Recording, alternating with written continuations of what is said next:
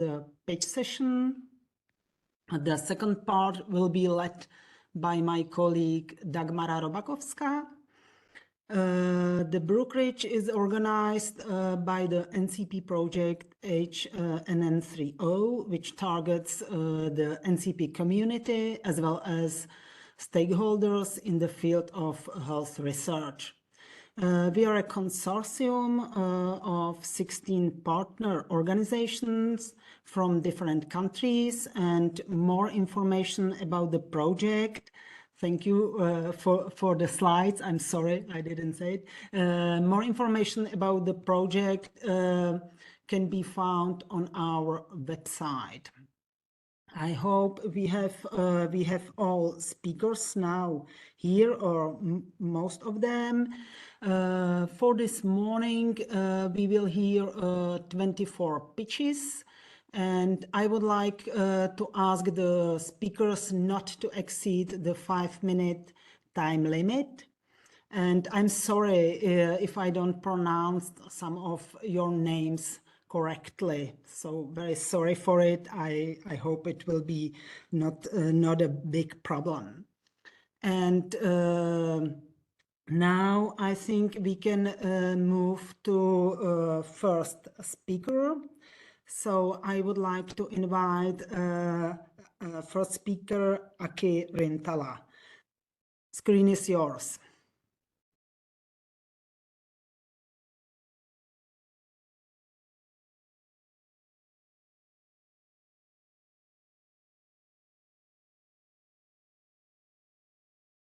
So, hello everyone, my name is Aki Rintala. I'm from Finland and I represent our Institute Lab University of Applied Sciences, and I will present shortly our expertise offer in physical activity and functional capacity. Next, please. So in particularly, our university and our research group is interested in the following 3 calls, but if this presentation somehow resonates to your needs in different other calls, don't hesitate to reach me or my colleague. Next, please. So our university has overall ongoing roughly 200 national and international projects at the moment. We have different fields of studies. I represent healthcare and social services and also our research group, but we do really close collaboration with other fields of studies, which is technology, design and fine arts, business, tourism, and hospitality.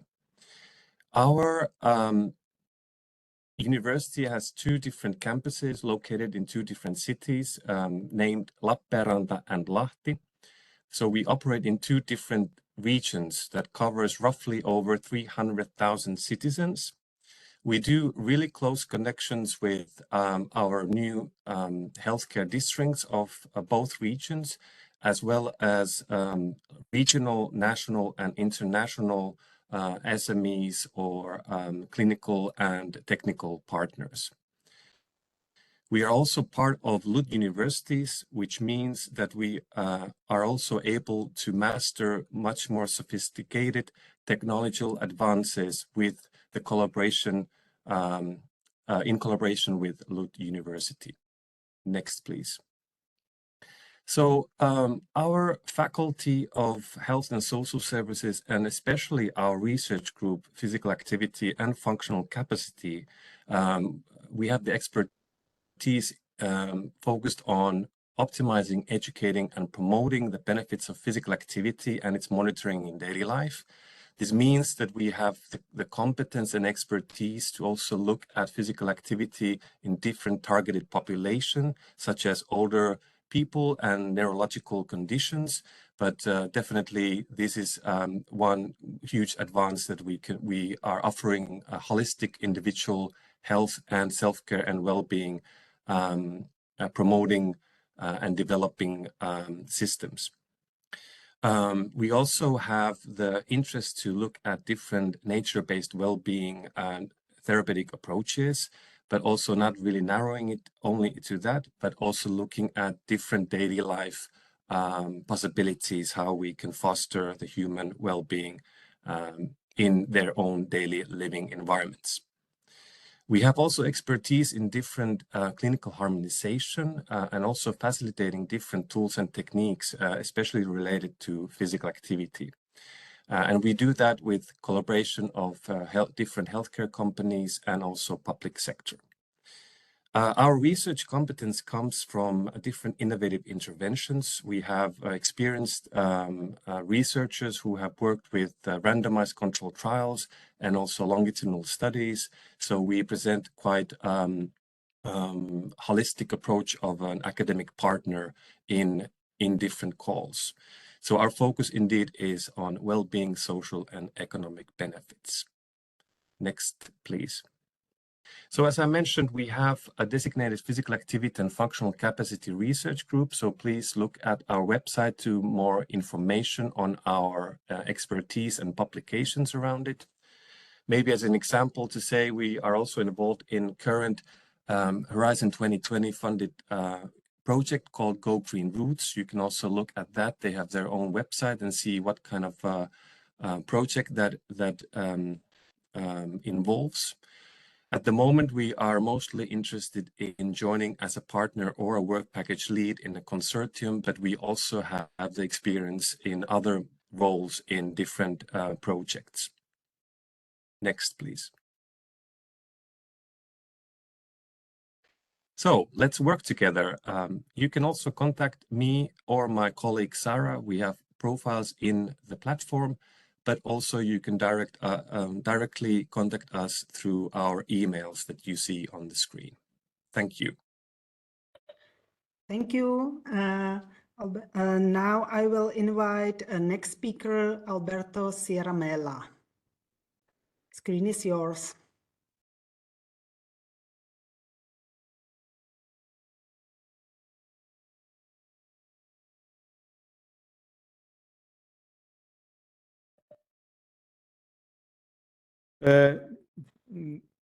I'm enabled to speak? Yes, we can hear you. You can Okay, start. thank you. As I will present 3 points. I'm Alberto Sierramella from IntelliSemantic, SME in Italy. Next, please. Our topic of interest is this call. Hence, I will distinguish my presentation in 3 phases. One, I will make some consideration about this call. Second, I will shortly present IntelliSemantic. And thirdly, I will present shortly some core consortium which is assembling, but we are still looking for many others. Okay, as you see in this topic, it is personalized prevention using multiple data sources. Hence, this has 2 focus, this call.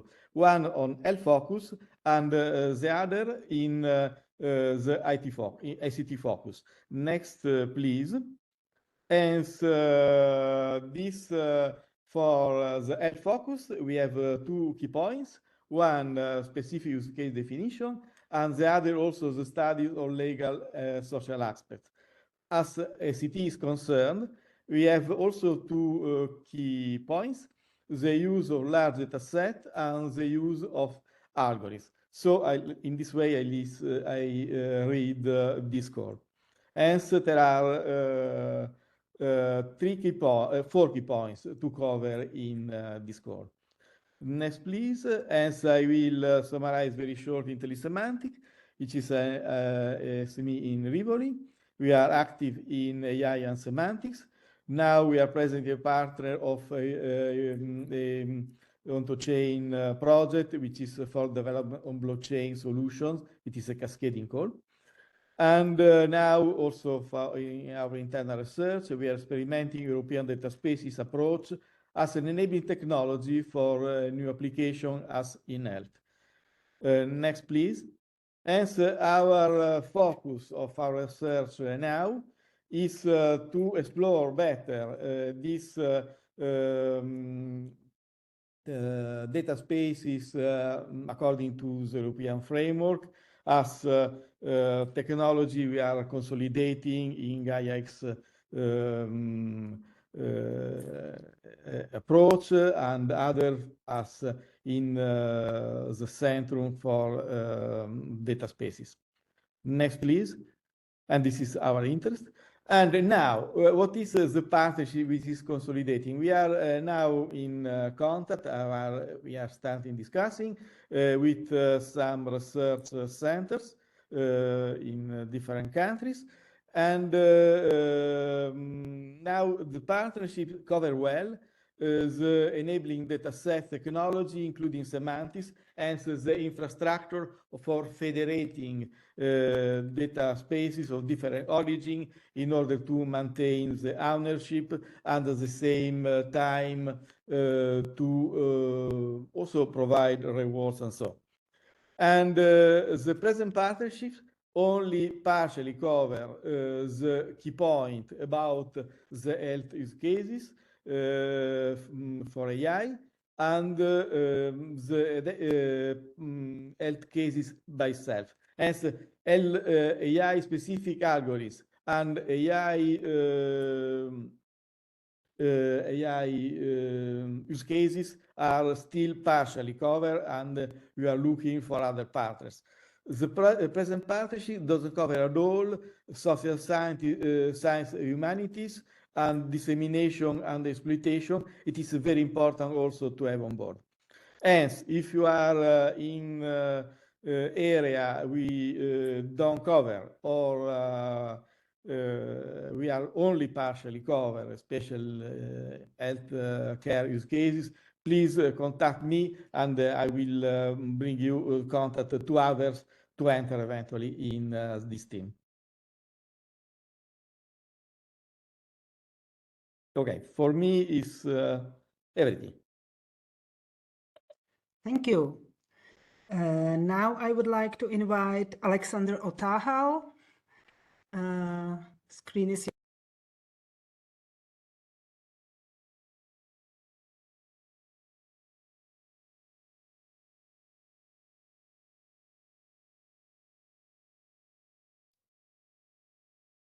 So, thank you for the opportunity to present our center and our work here. So I'm Alexander Othal. I'm postdoc at the Center for Regenerative Medicine at the University of Continuing Education in Krems in Austria. Next, please. Our center is focused on cartilage regeneration, and we include several areas of expertise, starting with tribology, investigating the lubrication characteristics of cartilage in physiological and non-physiological conditions.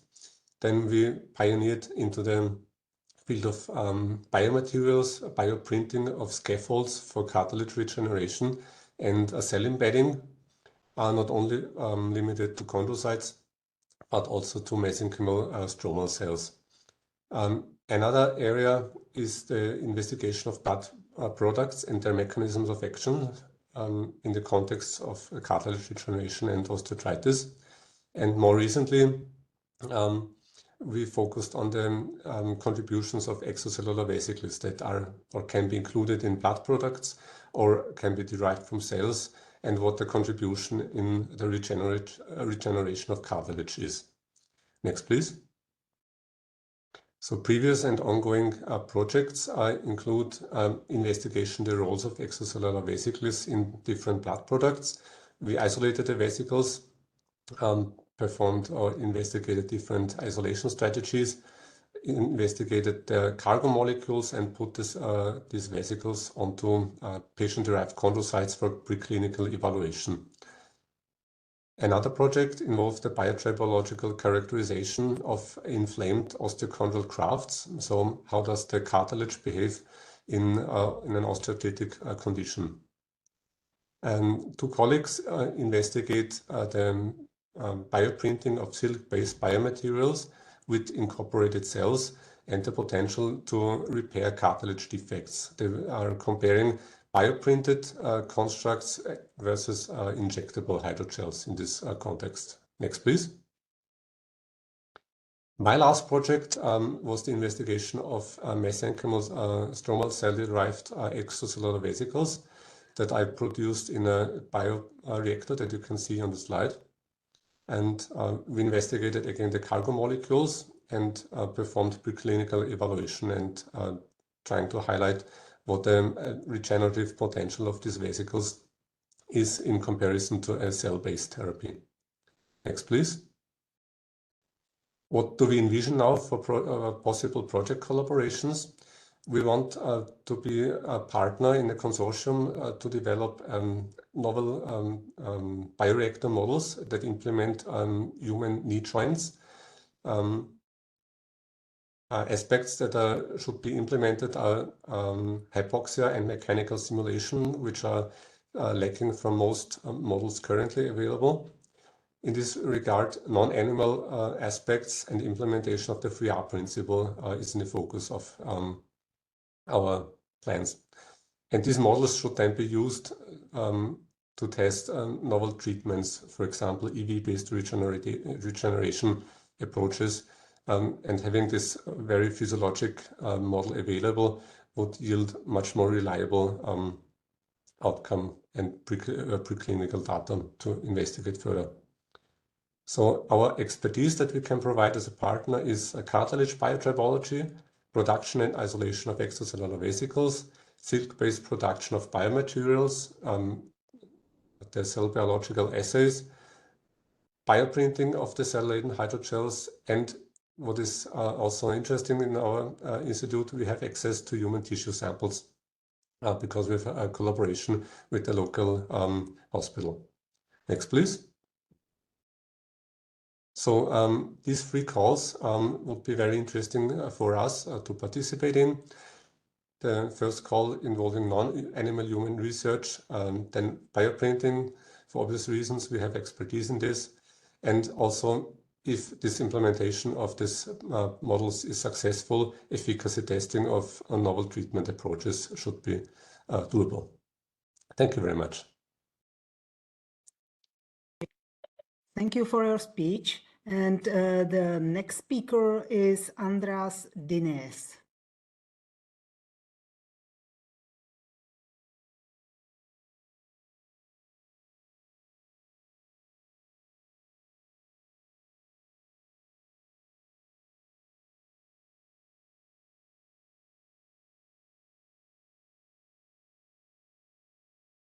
Unmute me. Okay.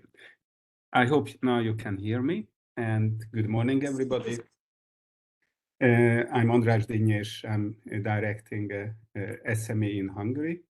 And we have a platform technology on human iPS-derived in vitro systems, and which makes it suitable for quite a few calls in this round. On toxicology, with NAMs, disease modeling, and bioprinting. Next slide, please. So we are most interested in these projects, innovative non-animal human-based tools, the role of environmental pollution, non-communicable diseases, and also the NAM approaches and the bioprinting.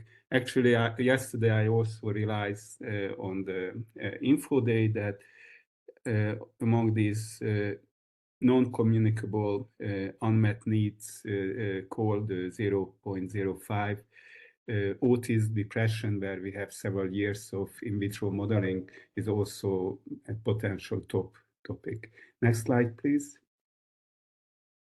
So what can we provide? We are making these human-relevant stem cell-based in vitro systems.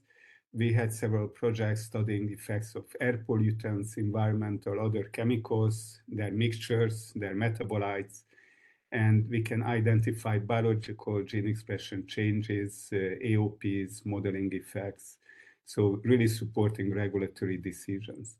The non-animal human-based tools for disease models biomedical research is a separate topic, and it's very important.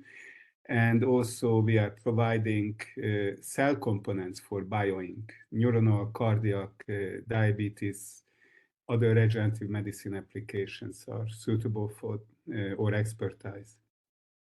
Well, we coordinated a lot, so potential coordination role we might take, but partnership is of course perfectly fine. We have expertise in human toxicology, disease modeling, regulatory issues, new reporter lines, tools. We are making fluorescent reporters. We can provide for biomonitoring, environmental talks as well. And we have in regenerative medicine, type 1 diabetes, spinal cord injury projects. Next slide, please. So I coordinated 13 FP7 Horizon 2020 projects, and we participated in quite a few other projects.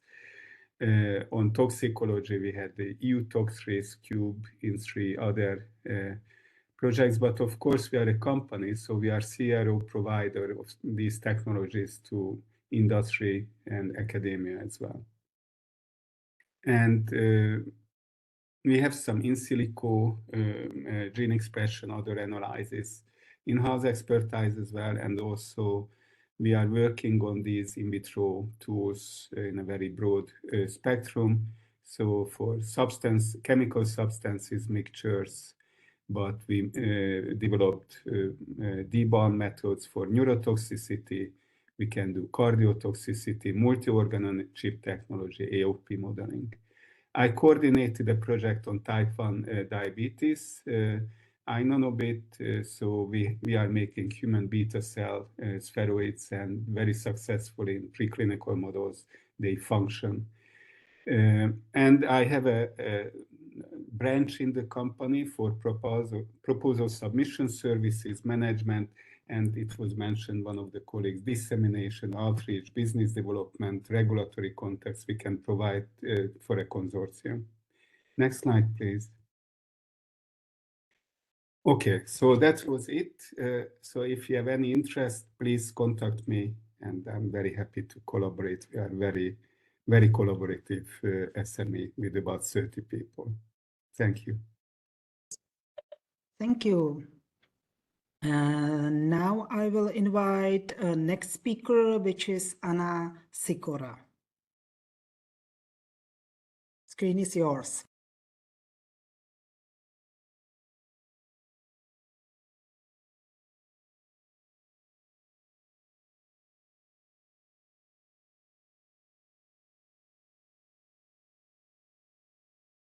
Can you hear me? Yes, it is okay. You can start. Okay. Good morning. My name is Anna Sikora. I represent the Institute of Biochemistry and Biophysics, Polish Academy of Sciences in Warsaw. And on this slide, you can see more details about the institute and the contact details. Next slide, please. On the second slide, you can see the topics we're interested in. There are 3 calls and 4 topics. Next slide, please. Our institute is one of the leading research institutes in Poland, carrying out basic research in biochemistry, genetics, molecular biology, microbiology, and biophysics, and transfers the research results into industry, medicine, and agriculture. The Institute studies processes that play key roles in the development of various human diseases and investigates the mechanisms of bacterial virulence and drug resistance. The biology of lactic acid bacteria, bacterial fermentations, and anaerobic microbiomes are of special interest to the Institute. Next slide, please. Our laboratory of white biotechnology, focuses on interactions between microorganisms in anaerobic microbial communities. We pay attention to the universal nature of fermentation processes. Especially, we're interested in cross-feeding of lactate, a phenomenon resulting from symbiotic interactions between lactic acid bacteria and butyrate producers that involves the transformation of lactate and acetate to butyrate. Cross-feeding of lactate has been initially described for the digestive tract and also occurs in aerobic reactors. We pay attention to analogies between the gastrointestinal tract and anaerobic digesters. In our studies, we have recognized the biodiversity and dynamics of microbial communities able and unable to convert lactate and acetate to butyrate, and the conditions for the conversion.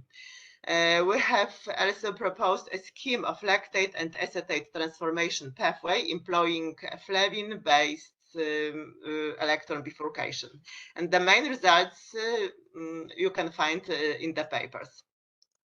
Next slide, please. Considering the following issues.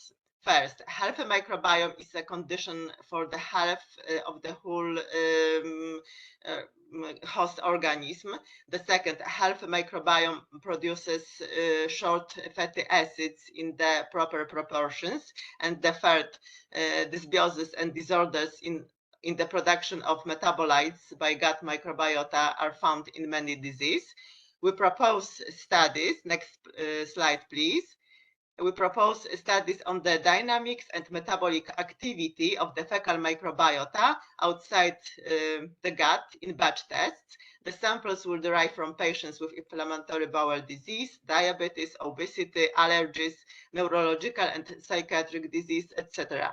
We will be searching for correlations and disease-specific molecular markers to validate the assumptions of novel diagnostic tests based on the study of metabolic activity of the fecal microbiota. And the next slide, please. So far, we cooperate with University of Arizona in United States. I know that American partner can be a partner in Health Cluster Consortia. So what we need a source of fecal samples and wide data analysis. And we are going to contribute to the prevention and early diagnosis of various diseases. And that's all. Thank you for your attention. Thank you. Now I will invite next speaker, which is Asa Sveningsson. You can start.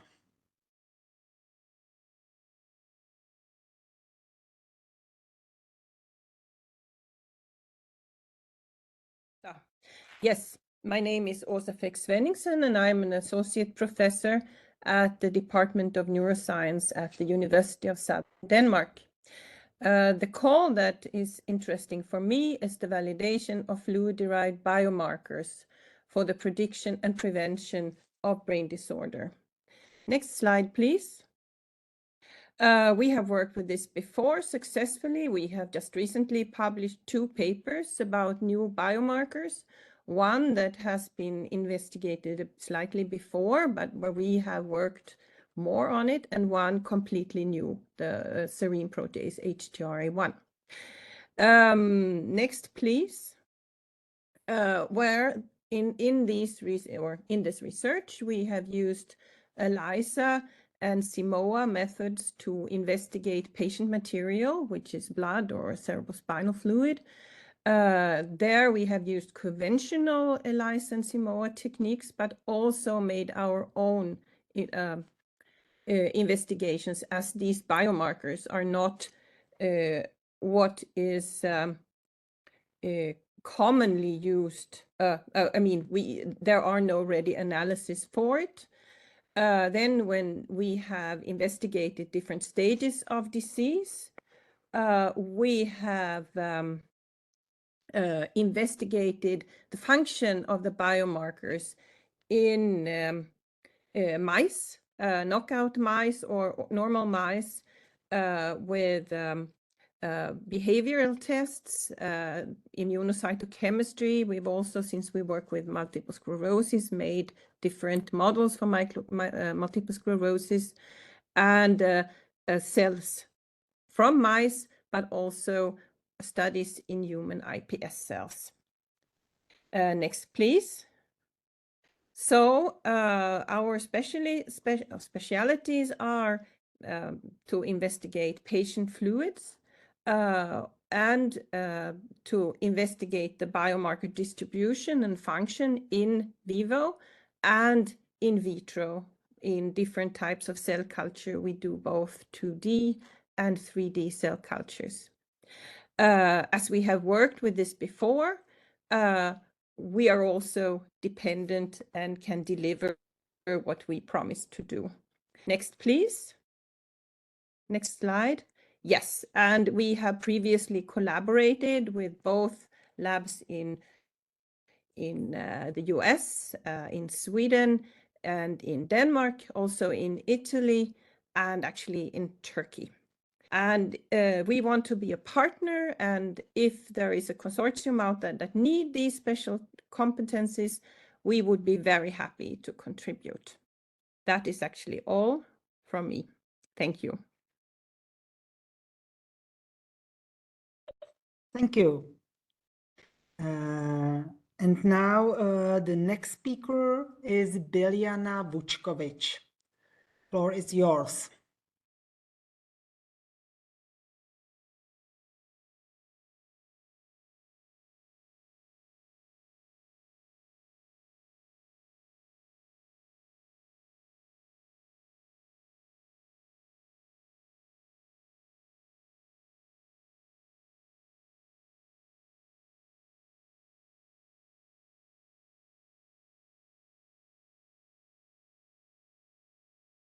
Biljana, can you hear us? You can start.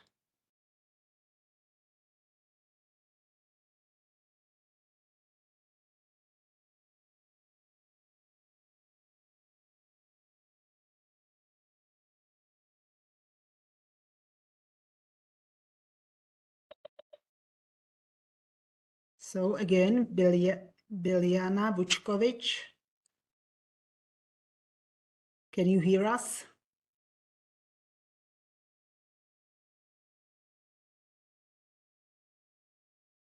Probably no. So okay, we will move to next speaker, Camilla Ida Ravenbol. I'm sorry for the pronunciation. Yes, hello, can you hear me? Yes, it is okay. You can start. Okay, good morning. My name is Camilla Rambol. I represent the research department at the Zealand University Hospital, and I'm here to present our expertise within the area of SSH in Horizon Health projects. Next slide, please. So as most of you know, Denmark is located in Scandinavia and Northern Europe, and region Zealand is the green region that you can see with the red circle around it in Denmark. Next slide, please. So our research department is located in Region Zealand that has several hospitals, but we represent all of them, but we are located within the University Hospital in Zealand. We are specialized in EU Interreg projects and have received so far 19 Interreg projects, and we engage with them both pre and post award, so to say. We draft the grant applications, we build the consortium's budget, do the project management, the financial controlling, communication and dissemination, as well as SSH, which I will focus on here today. Our location within the hospital gives us quite a unique access to patients and to healthcare providers, as well as to patient data. And our regional role gives us access to policymakers in the region. Next slide, please. Social science and humanities SSH is quite central to many of our projects at the Zealand University Hospital, which has many international, regional, and national projects. The project that we are involved in, we apply SSH in through different engagements. For example, we do interviews and focus groups with patients and healthcare providers, that being at the hospital or in their homes. We also do observations through fieldwork and participation in project activities. We're very focused on involving end users throughout our projects, for example, through co-creation and collaboration activities. And then we also engage with surveys of various kinds. We ensure that this data is triangulated and analyzed for the purpose of developing project evaluations, communication and dissemination outputs, as well as publications. Next slide. Yes. I've highlighted 4 Horizon topics where SSH has quite an important role. This is children and adolescents health. It's tackling high burden for patients in under-researched medical conditions.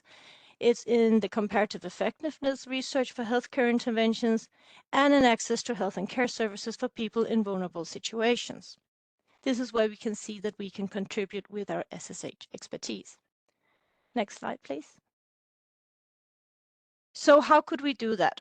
As an SSH partner in New Horizon Health projects within these topics, we see ourselves as being an SSH work package leader or an SSH partner in charge of, for example, qualitative research through consultations with various target groups in the projects. We can develop common frameworks for interviews and focus groups to be used across all project sites to allow some form of comparability between the sites. We can conduct the research and we can do the analysis to be used for publications or various dissemination outputs. We can also take a leading role within co-creation activities, including in the collaboration with target groups in the projects. We can also ensure co-creative frameworks through, for example, co-creation workshops or user panels with the target groups in question. Next slide, please. So if you're interested in hearing more about how we can contribute with SSH within your projects, please do not hesitate to reach out to us and to me specifically in the research department. Thank you for your attention. Thank you. I will now ask if, again, if Biljana Vučković is ready, or we can you hear us? Can you start, or we will move to next speaker? Biljana? Probably no. So we will move to Charlotte Terry. Charlotte?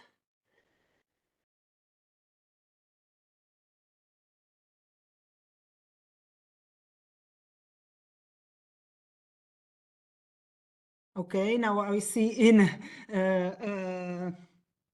now I see that Biljana can hear us. So maybe back to Biljana Vučković. She can start. I'm sorry.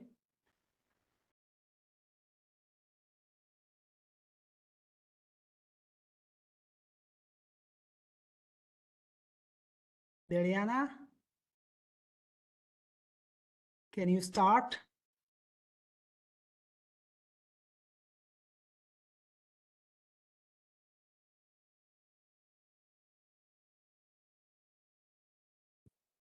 We are not able to hear you. I'm sorry. Anyway, so we will have to move. We can't hear you. I'm sorry that we are changing. And now again, Charlotte Terry.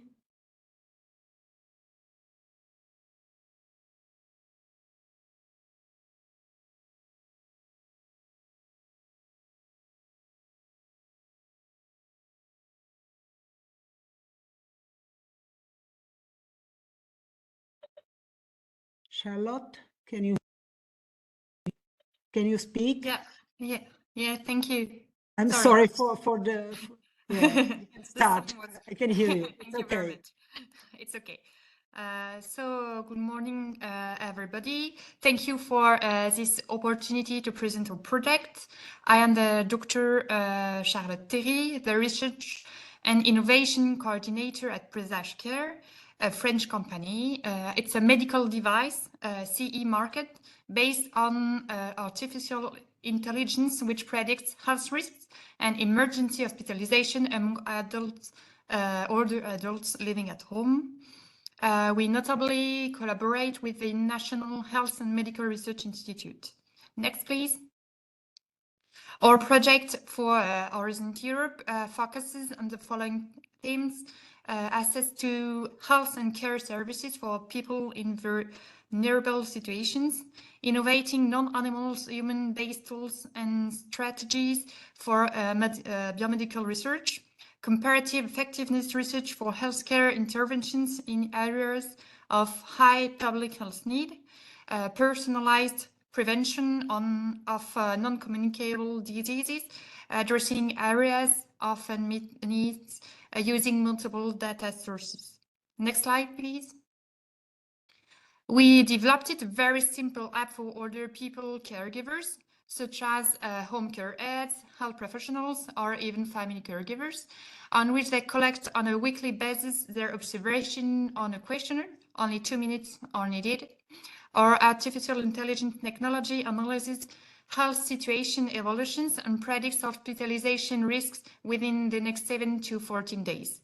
It predicts as well as some important health symptoms, such as autonomy loss, undernutrition risks, fall, depression risk, or swollen legs, on others. In case of risk, the e-health system alert make an alert for coordinating nurses, who could then inform the family carers and the patient's nurses or the general practitioners.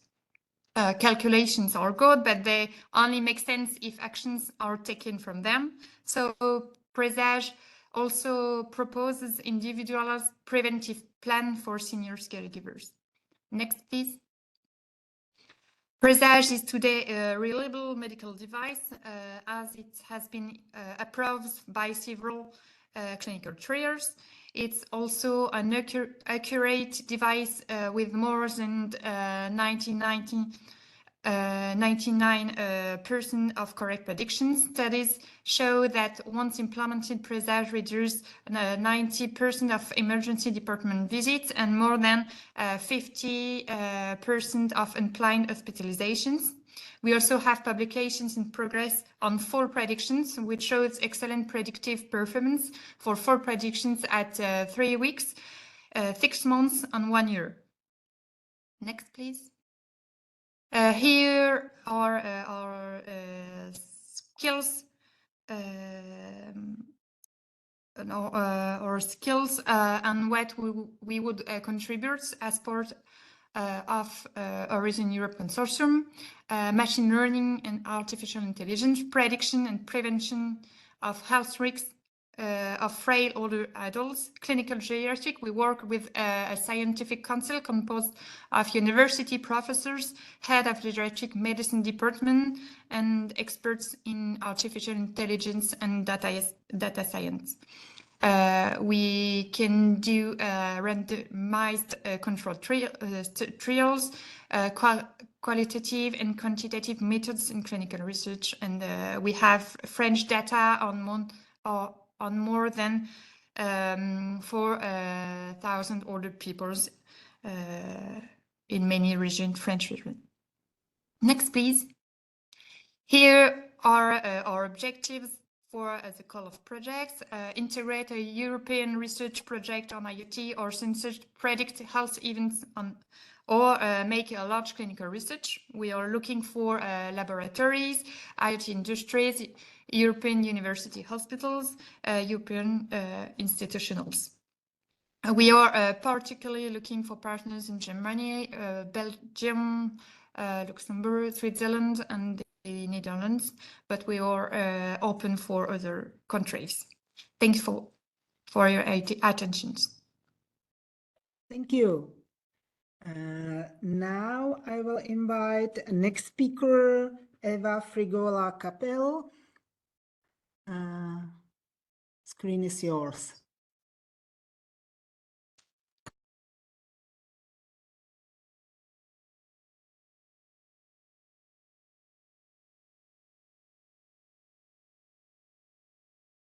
Hello, can you hear me? Yes, perfectly. You can start. Thank you for your invitation. My name is Eva Frigola. I'm clinical psychologist and senior researcher at our institution, research institution, EDG, for the Mental Health Research Group. Our institution, the EDG, is a public foundation. It is an umbrella for all the research conducted in all the public hospitals and other healthcare providers in our region, in Girona, in the northeast of Spain. Next, please. In relation to our proposal for the call that we are interested, the public healthcare provider who would participate is the IAS, Institut Asistencia Sanitaria, which covers around 150,000 inhabitants for acute care and around 800,000 inhabitants for mental health. Our proposal for this call comes from a collaborative work that 3 research groups from EDT are conducting locally: the mental health, the cardiovascular genetics, and the digestive and microbiome group. Next, please.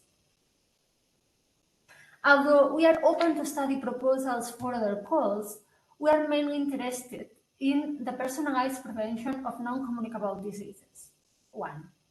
And we have 2 proposals for this one. The key elements that we have identified in this call are a stratification of patients using data from multiple sources, including omics, the use of artificial intelligence, and the implementation of tested digital tools. We can bring expertise in clinical data as we recruit patients and we are clinicians as well. Also in omics related to cardiovascular genetics and microbiome, we have a panel of genes that we're working with, and we have projects, we are working in other research projects, also international projects. And we don't have expertise in digital devices and artificial intelligence. So we are looking for coordinators that could be interested in the proposals that I'm going to present next, or to partner or build a consortium that could be interested in these proposals. Next.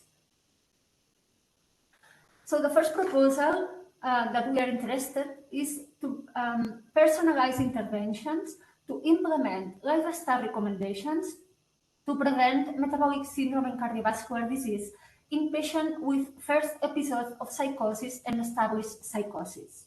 We want to stratify patients using several data sources and to implement tested digital tools to manage diet, exercise, smoking, cessation, and clinical symptoms hindering adherence to lifestyle recommendations.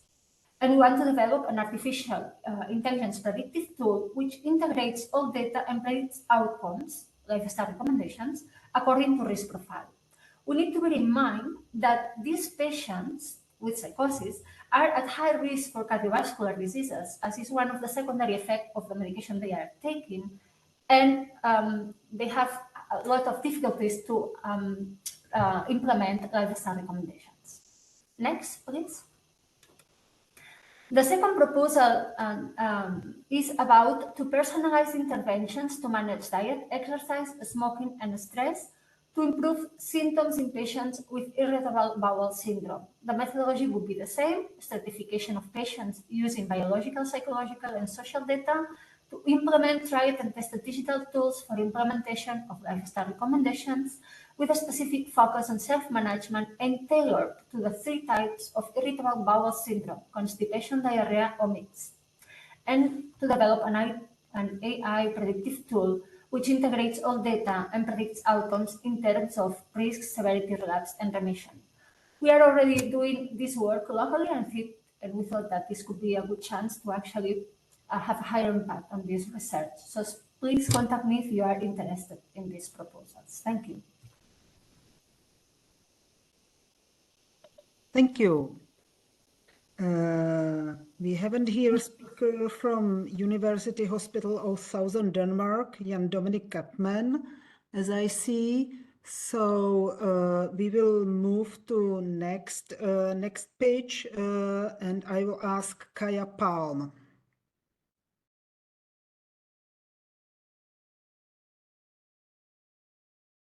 Hello, yes, this is Kaya from Protobias. Can you hear me? Yes, it is okay. You can start. Okay. Yes.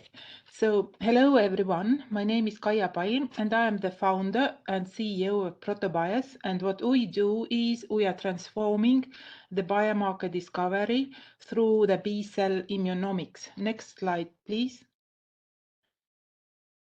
So all of us are aware that 9 out of 10 drugs that make it to the human clinical trials will fail.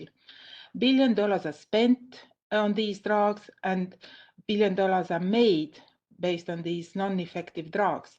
So this has been the status quo for the last decades, and it is now Protobias who is going to change it just by acknowledging the fact that we are unique by our immune system activity. We are an SME from Estonia, and what we do is we develop technologies and high-tech tools for clinical use, including biomarker leads and early drug candidates. Our expertise lies in MVA technology. I'm going to tell you in the next slide in more detail. That is suited for high throughput profiling of immune response. Next slide, please. So MVA stands for mimotope variation analysis, and it is a next generation phage display method that needs a drop of blood to capture signals of millions of peptide antigens that are recognized by the antibodies in the blood drop and that reflects the immune system activity. These peptides are defined by next generation sequencing method, and the obtained peptide profiles can then be used to develop clinically useful biomarkers, generate new understanding of disease mechanisms, and provide early data for drug discovery. Next slide, please. The technology has been tested on different clinical models, including cardiovascular diseases, cancer, autoimmune diseases, neurodevelopmental and neurodegenerative diseases. But we have also used it for assessing vaccine adverse side effects and monitoring the activity of biological drugs. Some of the examples of our studies have been published in peer-reviewed journals. The technology is covered by a US patent, how to generate these MVA profiles from samples by our method. Next slide, please. So this is our early pilot data for as an example on Parkinson's biomarkers, and you can see on panel A that just 40 peptide antigens are sufficient to clinically define early Parkinson disease as in healthy or who is considered conventionally as a healthy diagnostic patient group. Next slide, please. So related to the health calls and topics, of course, we would be most interested in partnering in projects, developing personalized medicines, biomarkers for non-infectious diseases, then to develop biomarkers for brain diseases, develop biomarkers for host pathogen interactions, and also aid to development of high-tech tools for measuring immune system. And as a comment here, we can run our assay just from the blood drop to the filter paper. So we need really a minuscule amount of sample data, sample material. Next slide, please. We are well networked across Scandinavia, also somewhat in Germany, and have partners in France. So we have quite a nice network of partnering collaborators from across different fields. Next slide, please. And so that is all from our part. We have been also a coordinator in a Horizon 2020 project. Given that the new health goals are so huge, we would prefer to be a partner. However, we look forward to being collaborating with you in these next challenges. Thank you. Thank you. And now the next speaker is Karni Shagal-Pfefferkorn. You can start.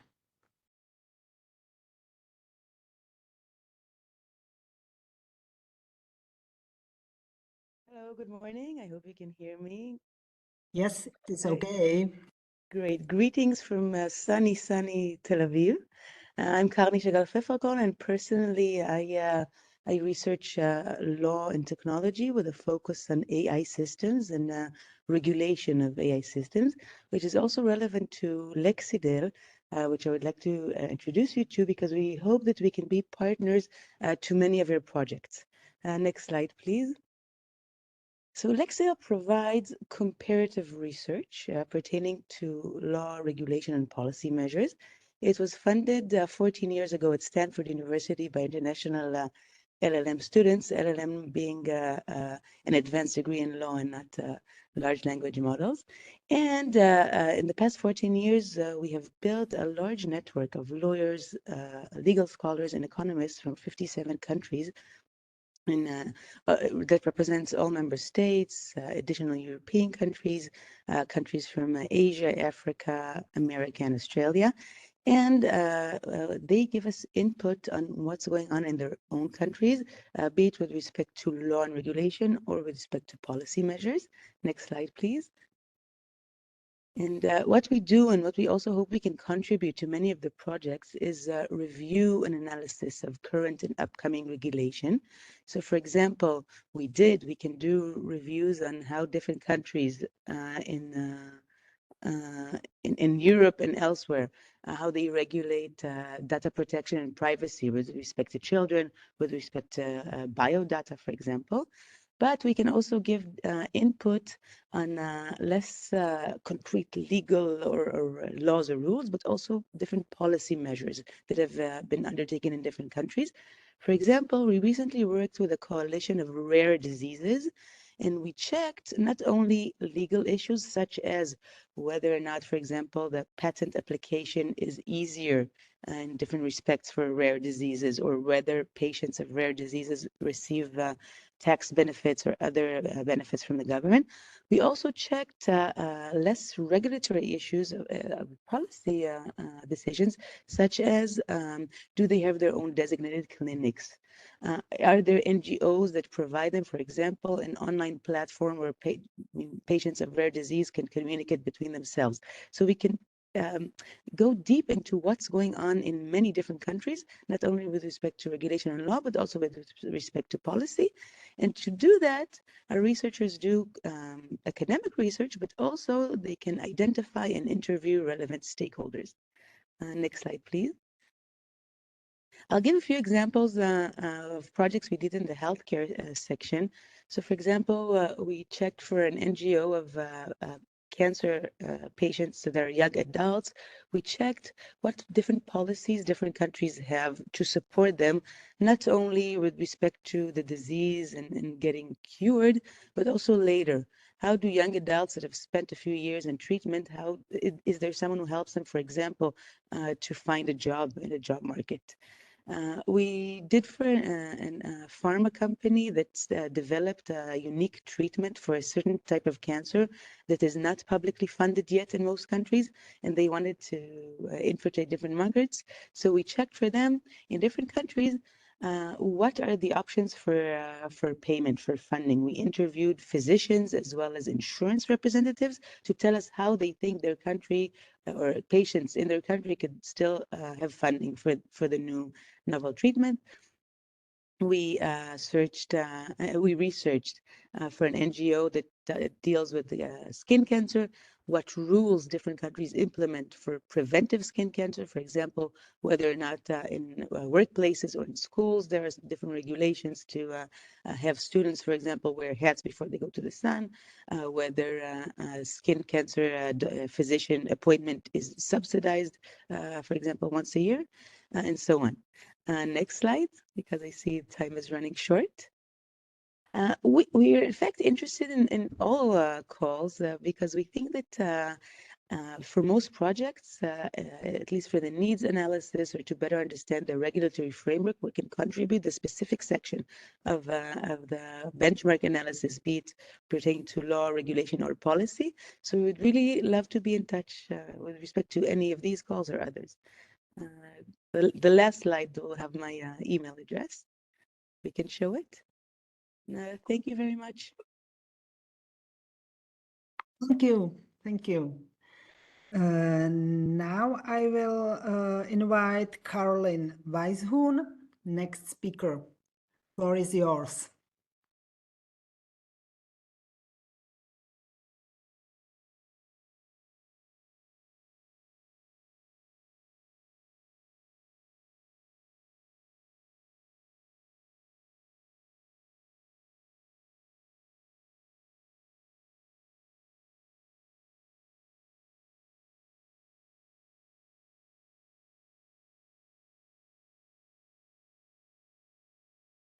Can you hear us?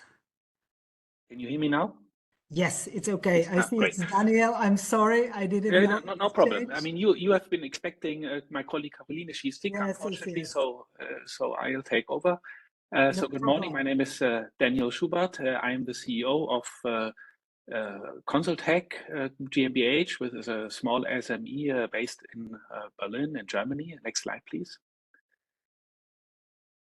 We are interested in participating in various calls, such as this biomarker call, as we have been coordinating a Horizon 2020 funded project that was directed towards the development of a novel biomarker for brain tumor diagnostics, and which also included clinical trials.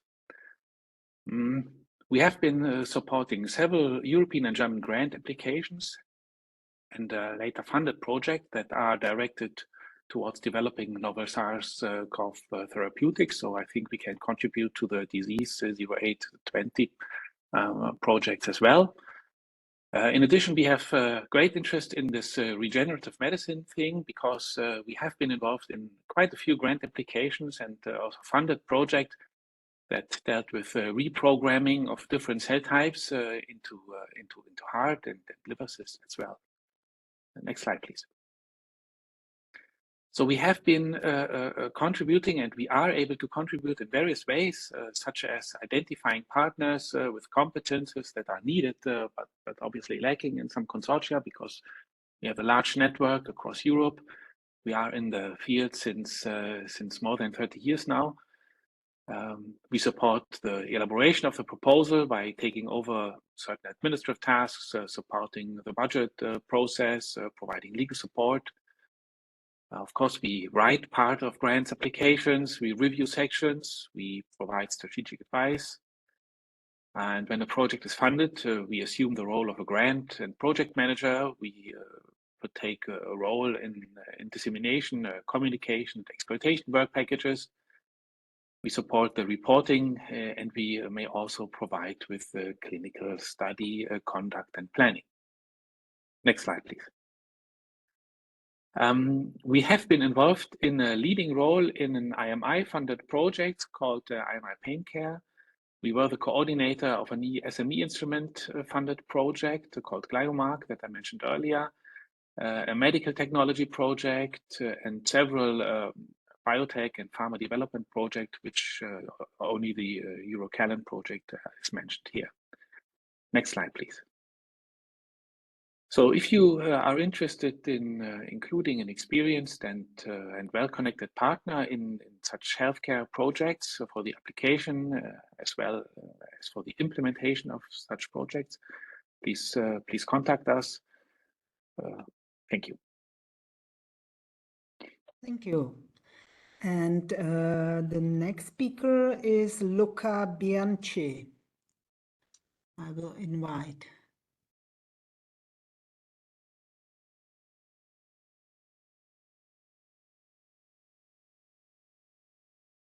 Okay, can you hear me? Yes, perfectly. And probably you can also see me. Okay, good morning. I'm Luca Bianchi. I am CTO of New Experience Health. New Experience Health is a spin-off of New Experience, and both they are Italy-based companies. New Experience Health is a vertical company working on the health domain, and we leverage the 10 years expertise of New Experience to focus on bringing technology towards enhancing the behavior of medicine toward patients. So we aim to improve the quality of work of doctors and the quality of communication between doctors and patients. Next slide, please. We are interested in a number of Horizon calls, basically because we want to work on collecting data, biometric data that could support diagnosis, could support disease prevention, guiding patients from their usage of their wearable devices, such as my Actia or my Oura Ring or things like that every person has, even before they became patients. And we want to collect that data and to provide analyzed and AI insights from that data to doctors. And after that, we have been actively working on predictive analysis using machine learning in a number of projects. Some of them we will discuss shorter because they are projects brought in as European projects.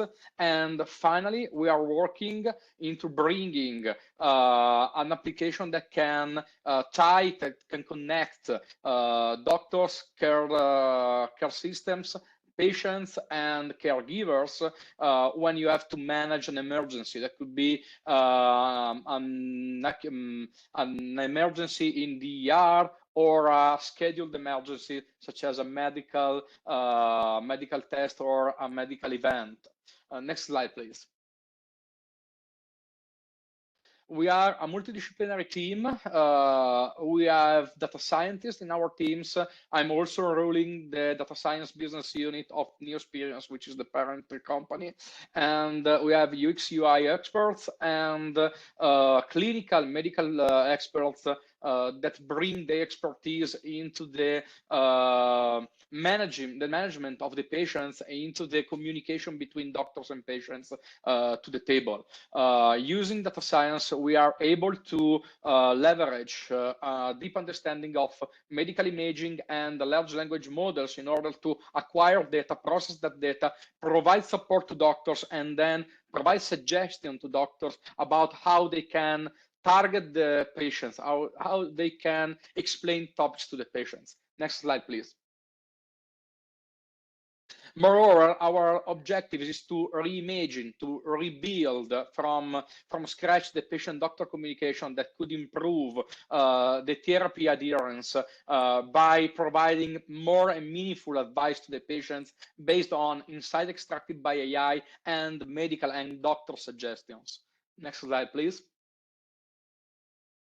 We have a number of key research partners that we have worked to, and now we actually are working with that are mainly many clinics in Italy, many hospitals in Italy, research centers and universities to which we have worked on a number of European projects. Next slide, please. And previously, with Neosperience and Neosperience Health, we have worked on a number of European projects, such as Pegasus to prevent obesity in younger adults, and Nestor to prevent aging illnesses, but also Dimas Dia to detect myocardial akinesis from ultrasound imaging using AI. So we are actively working on this domain, and we are actively improving also the patient journey with projects such as AYA by AstraZeneca, to which we have used large language models to improve the communication from the therapist to the patient. Next slide, please. And thank you all. If you want to reach out, here are my references. Please reach out. We can discuss further collaborations. Thank you. Thank you. And now I would like to invite Margarida Diogo.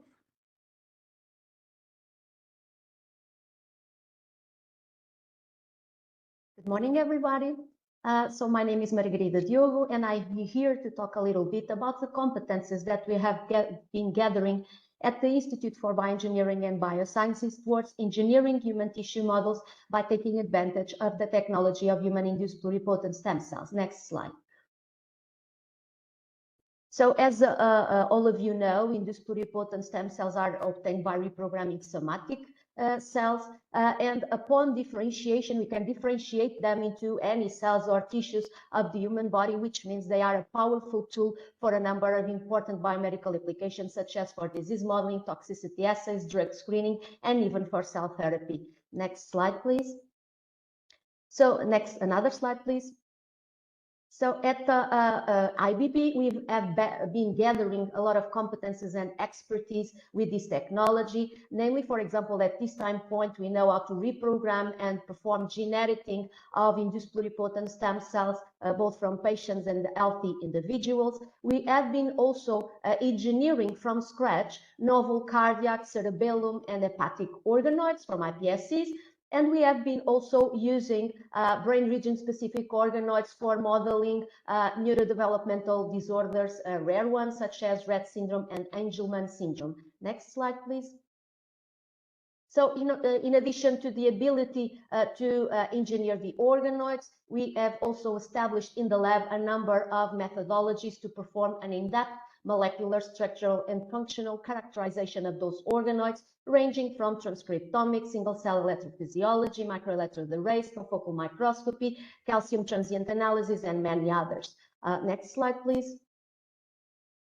So due to these competences, we were able to integrate an Horizon project that is entitled EURES, European Network for Neurodevelopmental Rhizopathies, that was initiated yesterday, and that aims to develop new effective therapies for rare neurodevelopmental rhizopathies. Our role in this consortium is to develop and characterize brain organoid models to find new disease biomarkers and for testing repurposed drugs. Next slide. So for this cluster, we think that our competences are especially interesting for these two topics that are depicted in the slide. And for the specific case of the first topic that is entitled Innovative Non-Animal Human-Based Models and Strategies for Biomedical Research, we believe that we already have actually devised a potential idea for a possible project. Next slide. For this project, we would start by selecting a relevant tissue model of the brain, the heart, the liver, or another organ in order for modeling a tissue-specific disease or to model also drug toxicity. Then we would do in silico analysis of data coming from existing tissue models such as animal models, cell lines, and patients to define current gold standard. Then we would start developing in vitro advanced systems by combining our organoids with the technology of organ on a chip. Then we would proceed by validating our novel models by performing an in-depth characterization of those models using, for example, single-cell RNA sequencing, and by comparing our data with the data collected from existing tissue models. Another slide. After developing and validating the new in vitro models, we would be able to design predictive in silico models that would allow us, for example, to test or to predict the toxicity of a given drug in a given organ. Next slide, please. So this would be the graphical abstract with the summary of this potential project. Another slide, please. So at this time point to build this consortium, since at IBB we can do this part of engineering and characterizing the organoids for modeling diseases and for drug screening, and we have already a partnership established with our colleagues at the University of Lisbon, Emmanuel Gonçalves at INESC-ID, with competences in machine learning, data analysis, and integration. We feel that we would need a coordinator and partners with expertise in organoids on a chip, standardization, and people with the capacity to measure the social and economic impact of the introduction of these new advanced in vitro models. Thank you very much for your attention. Thank you. Now I will invite Monica Florea.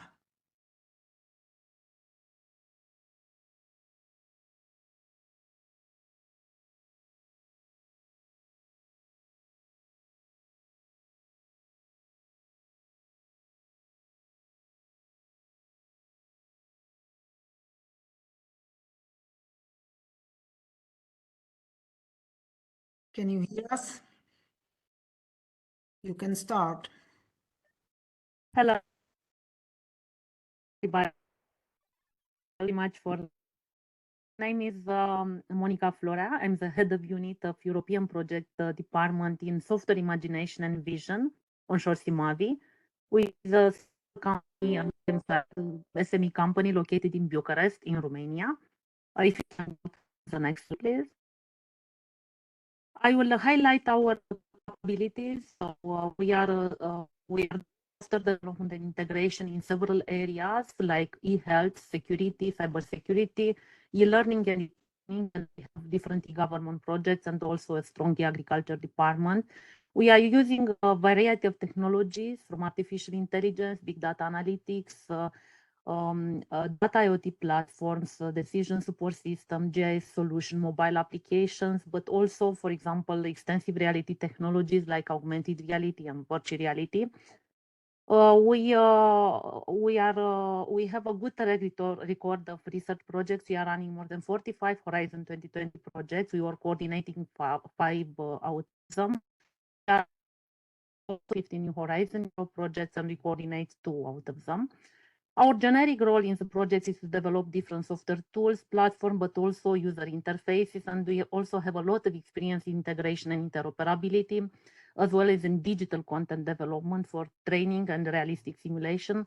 And apart from this, we are doing also a pilot deployment and implementation in Romania by engaging key relevant stakeholders, like hospitals or different other entities, public authorities that might be needed. Could you please to the next slide? We at national level, management of health insurance fund, the e-solution, electronic. We are a very strong collaboration. We have very strong collaboration with many. Romania. Could you please slide? And we collaborate together with them in different research projects where, for example, we develop different solutions like personalized platform, different support systems, or virtual coach, digital twins, data IoT platforms, or different other technologies and solutions that might be useful for a specific project. You can see some Horizon projects that we participate in. Could you please go to the next slide? I just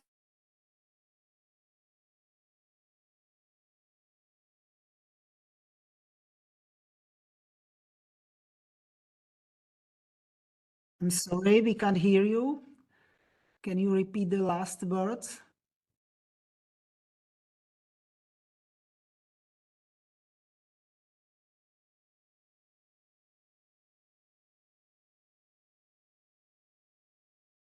Monica, can you hear us? Oh, I'm sorry, the connection is probably lost. So, do you hear me? Do you hear me? Or, yes, now it is okay. Okay. Okay, so in Deep Health project, we develop a toolkit, and also we do some validation of the project in with a hospital in Romania. You can go to the next slide, please. Another project where we contribute to is Sphinx project, where we develop an anomaly detection framework and also interactive dashboards, training activities. And we have supported 3 pilot implementation, 1 in Romania, 1 in Greece, and 1 in Portugal. And in MESCO-BRAD project, where we participate as partner, we develop an expert system for assessment and management of complex brain disorders. Please go to the next slide.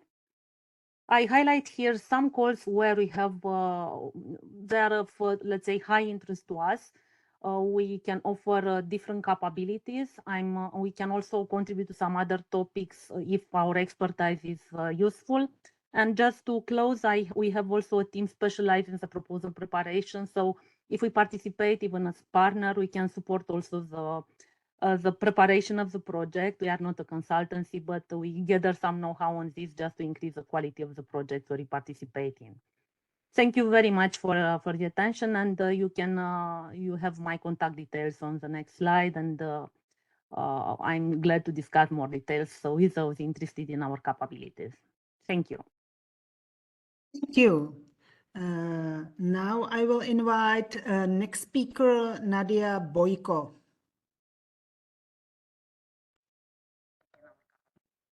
Thank you.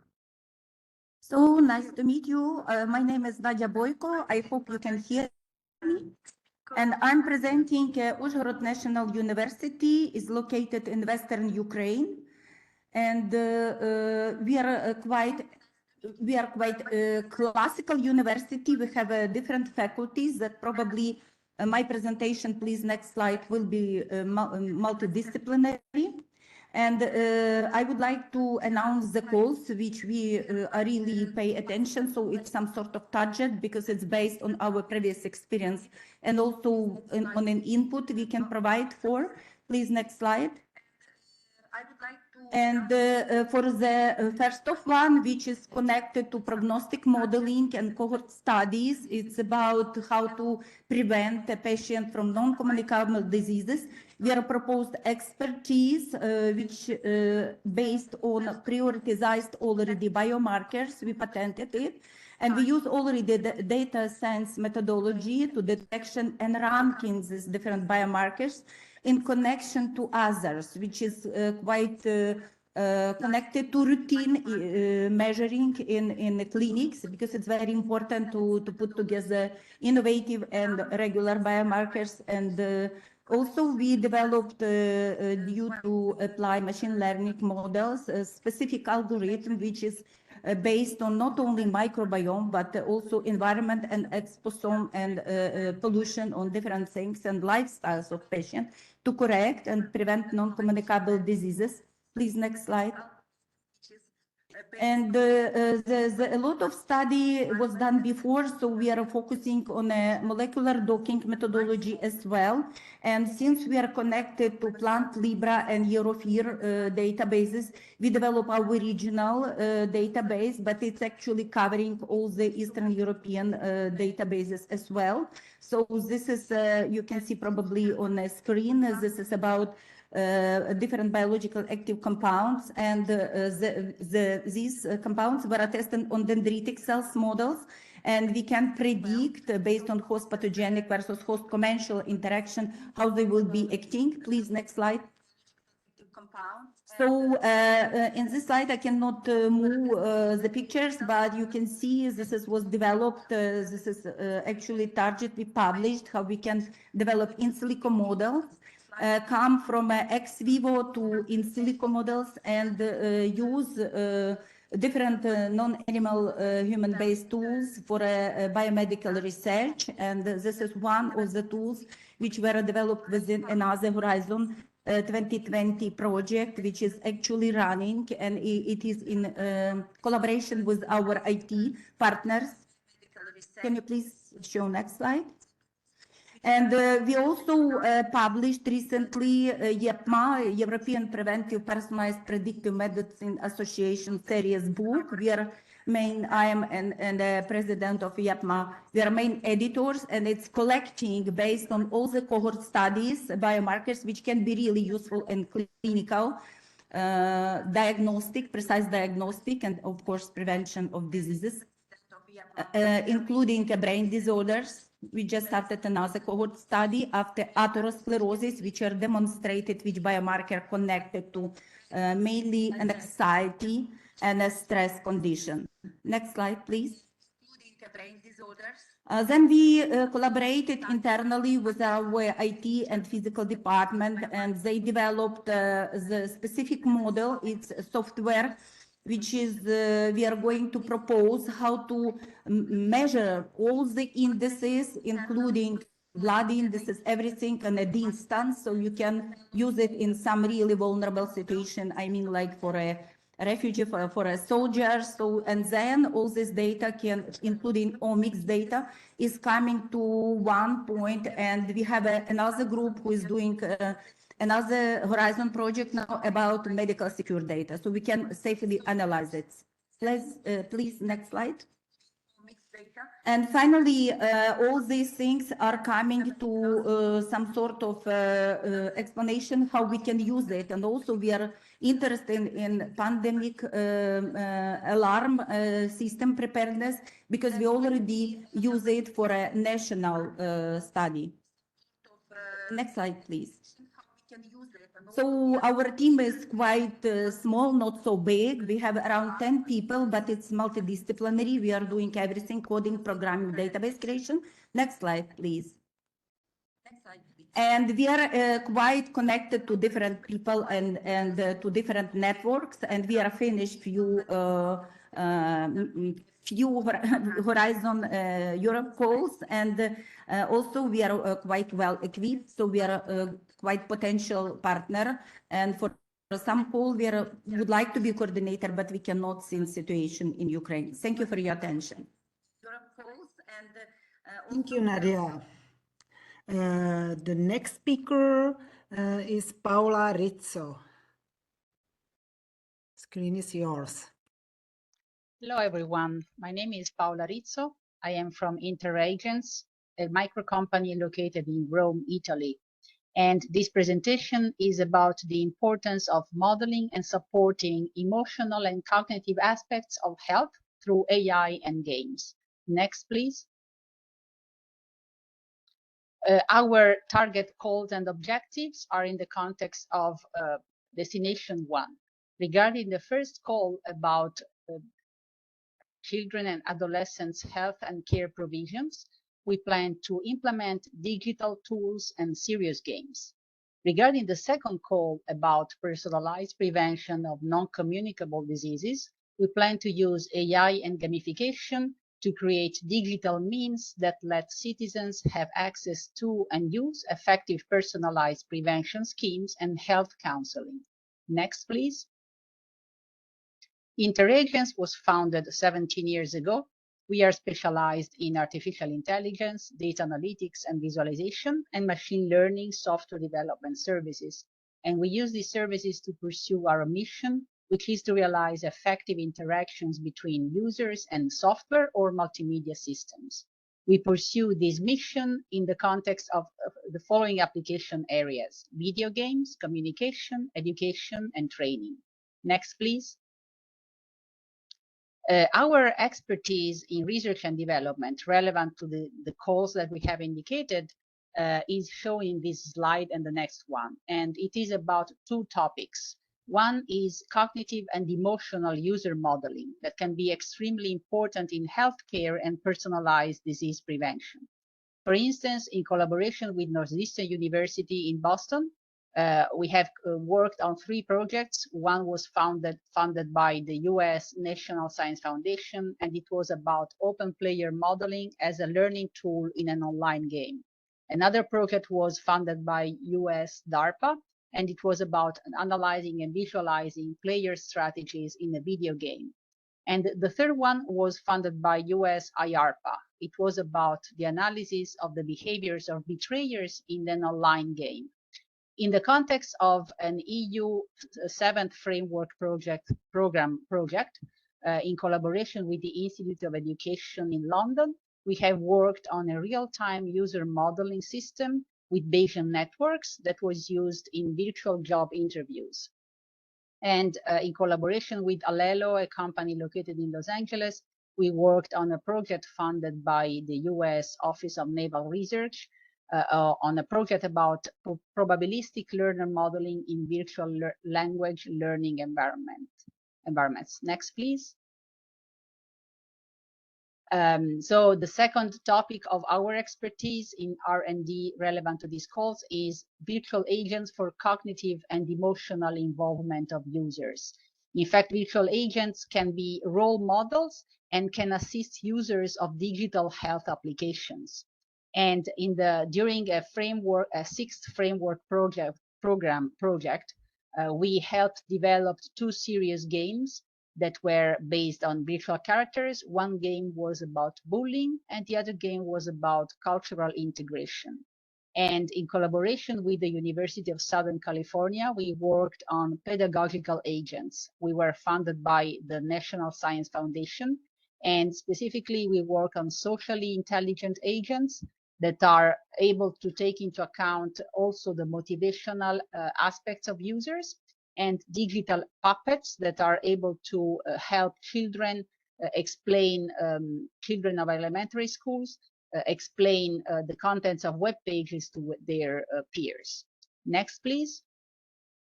So in addition to offering our expertise, we are also forming a consortium.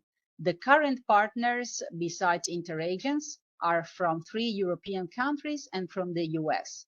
They are a provider of healthcare platform and AI-based data analysis, a responsible of project management, dissemination, and exploitation, a research group expert in design and production of flexible sensors and innovative devices, a research team expert in emotion modeling, and another one that can provide biomarkers, omics data, AI, and clinical decision support system.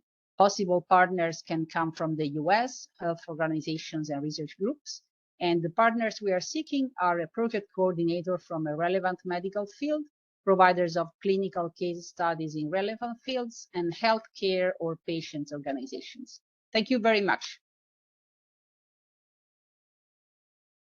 Thank you very much for your presentation. Now I give the floor to Pat Shansoria, please.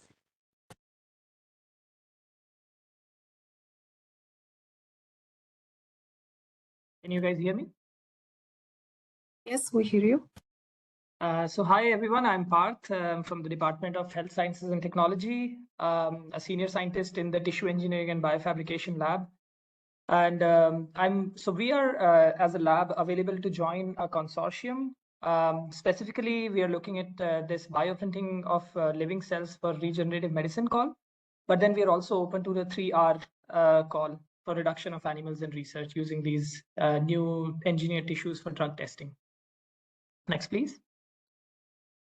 So the expertise that we can offer is related to designing of these complex functional architectures. I can share a little bit more details in the next couple of slides. Also, we are working with light-based biofabrication, like for example, with volumetric printing, stereolithography, or other unique techniques like the filamented light biofabrication that we have developed.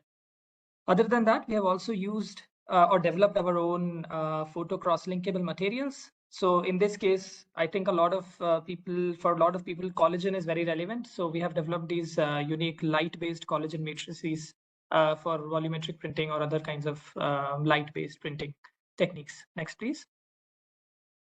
So I'll just give a brief overview of the projects that I have worked with, starting with, if you can move to the next slide. The auxiliary patches that we have developed for dynamic organs. Next, please. So in this, what we have done previously is done extensive computational modeling.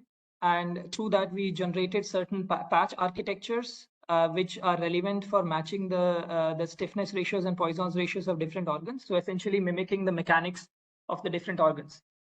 We also developed new materials, which are ultra stretchable as well as instantaneously bioadhesive. And this allowed our patches to conform to these dynamic organ mechanics. And you can look at it in the published work already, as well as another one which is in revision, but we have uploaded that article in bioRxiv. Next, please. So now I'll talk a little bit about multi-material volumetric printing work that we are doing in the current lab. Next, please. So in this, essentially, we are using this tomographic light projection to create complex shapes, which are also not just based on one material, but different materials. And also you can have different types of cells across different compartments. So next, please. So for example, you can create these bilayered constructs in which one layer has, for example, in this case, fibroblasts, the other layer has myoblasts. So you can create this kind of muscle connective tissue interface, and these cells can proliferate in the matrices, also secrete their relevant extracellular matrix. So this could be highly relevant for bioprinting applications, as well as developing these high throughput engineered tissues on chip. Next, please. Also, we are just not limited to these 2D planar shapes. We can also create more complex architectures, like, for example, these auxetic cylinders, which could be used for creating more complex constructs, for example, stents. Next, please. Other than that, the last one that I'll briefly talk about is photoclickable isotonic collagen-based matrices. So next, please. So what we have developed is new kind of this hydrogen bonding inhibition systems, which prevent the fibrinogenesis of collagen just temporarily. So you can use it easily to neutralize it and then mix cells in it and then use it for light-based biofabrication without affecting the properties of collagen. So it just improves the ease of use of these collagen-based matrices with cells and with all the other kinds of light-based biofabrication processes. Next, please. So for example, this collagen-based matrix we have used to fabricate complex constructs, which are, for example, perfusible as the ones that you see on the right. So this could be used for creating more vascularized tissues, which have high biological relevance. Next, please.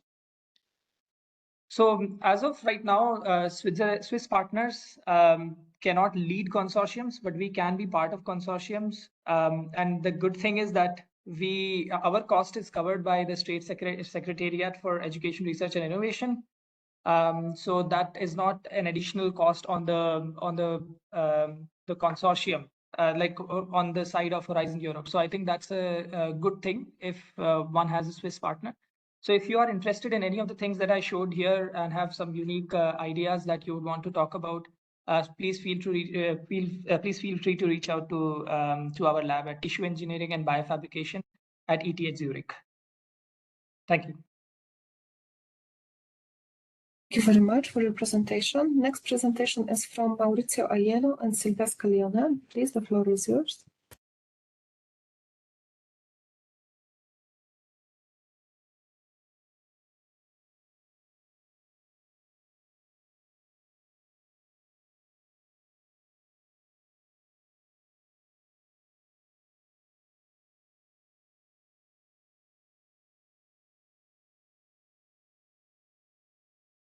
Hello, can you hear me? Hello, yes, we can hear you. Thank you. So, good morning, everyone. My name is Maurizio Aiello. I'm the CEO of the company React for Life, that is as me, that was born 6 years ago. I am representing also Silvia Scaglione, the chief scientist of the company. Next, please. As I told you, we were born 6 years ago, but we come from 20 years. Maurizio, we cannot hear you.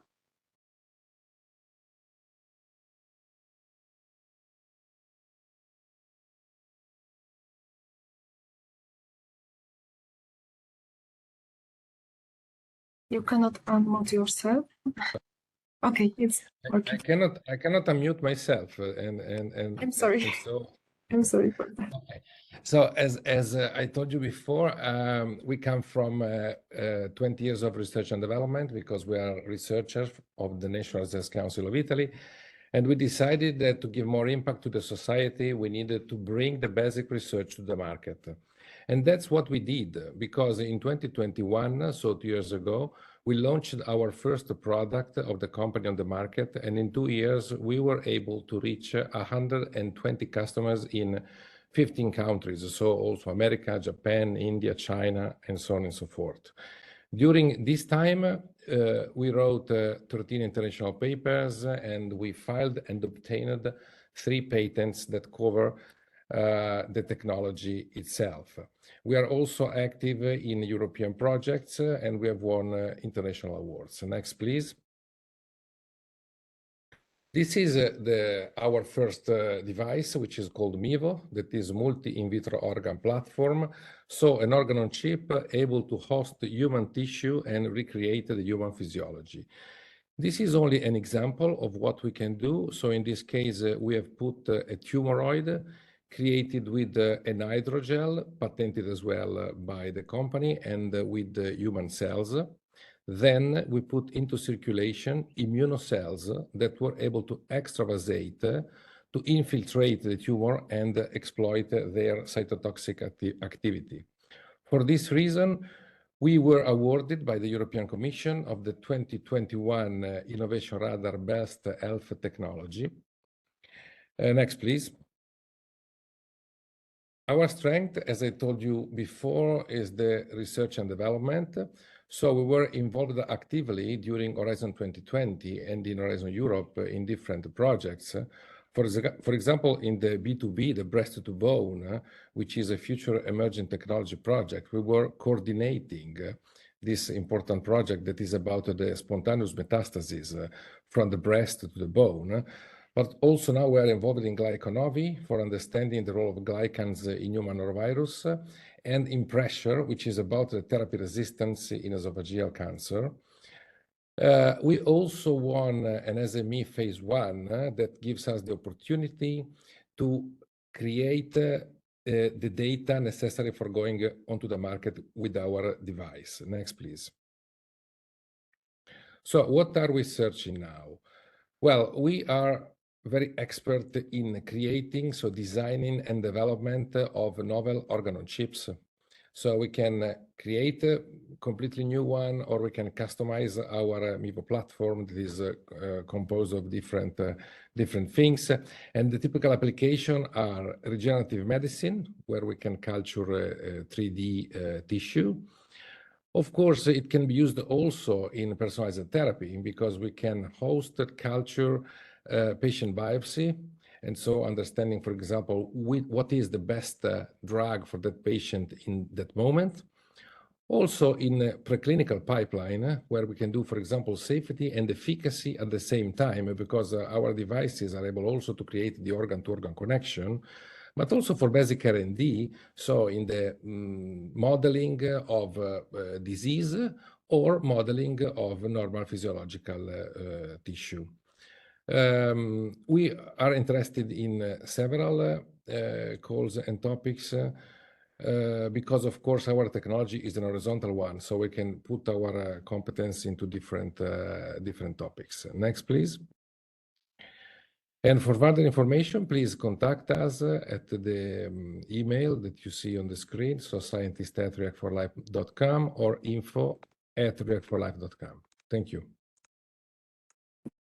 Thank you, Maurizio. Now we go to Tomasz Letocha for the next speech. Please, Tomasz, it's your turn.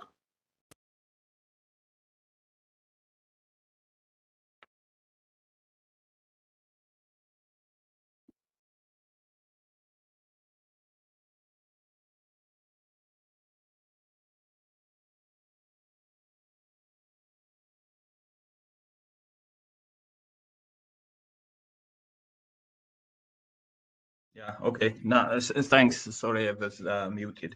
So I will present pharmaco idea and our project proposal, glycans and novel biomarkers in brain disorders. Next slide, please.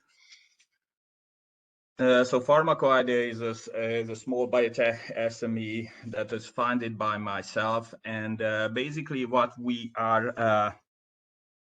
We have been participating in the Innovative Medicines Initiative, which is Europe's largest drug discovery program since 2012, mainly because we focus on the therapeutic and diagnostic exploitation of glycans, cell surface glycans that basically have very much relevance in today's biopharmaceuticals and gene therapy for the selective delivery. So we have been participating in 3 IMI projects so far, or 4 IMI projects so far, and focus again on the therapeutic and diagnostic exploitation of protoglycans. Next slide, please. So basically, nowadays, beside the therapeutic exploitation, we also focus on the diagnostic exploitation of glycans, so protoglycans in Alzheimer's disease, where basically the early detection is the key for successful treatment. Nowadays, successful treatments are becoming available for Alzheimer's disease, but the key for them is really the early detection. And with our expertise, we are exploring the roles of protoglycans in the early exploitation of Alzheimer's disease. Next slide, please. So that's what we are doing. We're exploiting protoglycans' role in Alzheimer's diagnosis. Next slide, please. So we made a number of patents on the therapeutic exploitation of protoglycans, and we also made a patent on the diagnostic exploitations of protoglycans in Alzheimer's disease, and also made a publication on it. Next slide, please. Yeah, so basically this is the most relevant call for us, this validation of fluid-derived biomarkers for the prediction and prevention of brain disorders. I mean, this is something that is the most relevant one, but you know, going through the call text, we've seen other relevance where glycans also take part in. So for this call, we are already basically exploring the roles of glycans in certain brain disorders, not just Alzheimer's disease, but also in depression, schizophrenia, and other mental disorders with the local psychiatry department. And basically what we can do is glycan analysis and detect changes of glycans with disease progression, and that's what we are looking forward to do in the new in this new call with partners. Next slide, please. But you know, just now we're looking for consortia to join who are interested in these kind of endeavors that we pursue. So basically we need bioinformatics clinics, diagnostics, and imaging experts to join for this fluid biomarker core. But as you know, glycans have also a huge role in viral infections, and we are also exploring the roles of glycans in SARS-CoV and other viral infections. We are also very much interested in the host pathogen interaction call. So thank you for your attention, and just don't hesitate to contact me if you think our expertise is relevant. Thank you. Thank you very much, Thomas. Now I would like to turn over to Teresa Gaspar. Please, Teresa, take the floor. Hi, good morning. I hope you can hear myself. Okay. I'm Teresa Gaspar. I'm going to try to explain in 5 minutes what we are doing in terms of the smart health and healthcare sector in the Instituto Tecnológico de Aragón, Technological Institute of Aragon. Next, please. Oh, thanks. Okay. Instituto Tecnológico de Aragón, ITAINNOVA, is a public technology center whose mission is to help companies and organizations through technological development, which is our strength.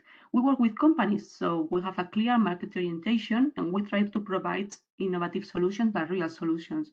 We have 3 main competencies: materials and components, industrial systems, and digital transformation, in which we are working mainly with the healthcare sector. We have 25 people working in big data and cognitive systems, big data, machine learning, digital twins, semantics, and so. And we have 25 more working more in the blockchain part and the digital twins forecasting and prediction tools. Next, please. Regarding healthcare, what we do is apply this information, apply these technologies to the sector in 3 lines: medical devices, mainly through image analysis and so, process optimization, supply chain, and also size of the estimation of the better size of the chains, and customized tools, which is the main line. We do some health and telecare with cognitive systems applied to diagnosis, prognosis, early detection, data-driven decision support tools, which is my main line, helping the healthcare professionals with these decision-making tools in order to help them. And of course, smart clinical decision support systems, trying to help with the risk detection and warning systems. Next, please.